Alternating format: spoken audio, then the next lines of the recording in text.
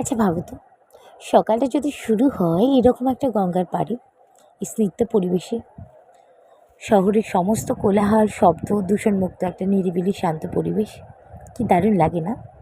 Recently আমরা চলে গেছিলাম ইছাপুর, আমার একটা রিলেটিভের বাড়িতে। তো ভাবলাম তোমাদের সাথেও একটু এক্সপিরিয়েন্সটা শেয়ার করে নিই।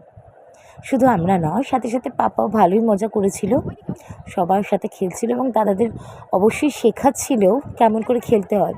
সাথে ওদের সাথে ব্যাডমিন্টন খেললো, তার সাথে ব্যাট বল খেললো এবং অনেক আনন্দও করেছে। কিন্তু বেচারাটার নিজের শরীরে থেকে ব্যাটটাই মনে হয় বেশি বড় হয়ে গেছিলো।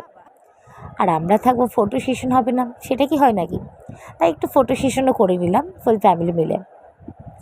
আর ব্যারাকপুরের এত কাছাকাছি থেকে দাদা বৌদি রেস্টুরেন্টে না গেলে কি হয়? তাই জন্য রাতের বেলা আমরা চলে গেলাম দাদা বৌদি রেস্টুরেন্টে।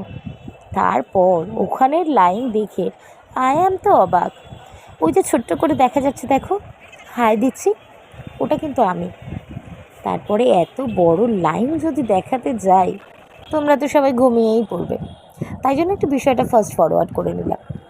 আমরা লাইন দিতে দিতে প্রায় 8:30 থেকে 10:30টায় গিয়ে শেষমেশ যখন আমরা ঢুকতে পারলাম, তখন মনে হলো একটা যুদ্ধ জয় করে ফিরলাম। সত্যি মনে হচ্ছিল বড় একটা অ্যাচিভমেন্ট আমাদের জন্য, যে ফাইনালি আমরা এন্টার করতে পারলাম।